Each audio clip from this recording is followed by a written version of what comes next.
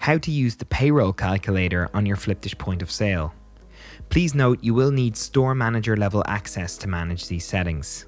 Firstly, log into your point of sale back office with your email address and password. Click on the business name in the drop-down box in the top right corner of the page.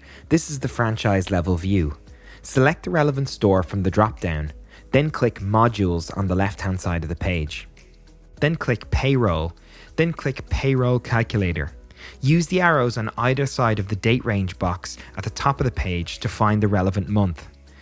Use the allotted boxes at the top of the page to enter your employer national insurance allowance and your HMRC payment reference if this is relevant in your region. Click Save in the top right corner of the page to save any updated information.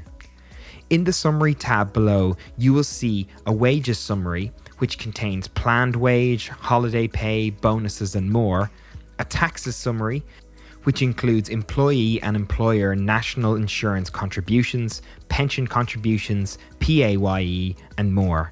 An employer summary, which includes net wage, total pension, and HMRC contributions, and a total payroll cost.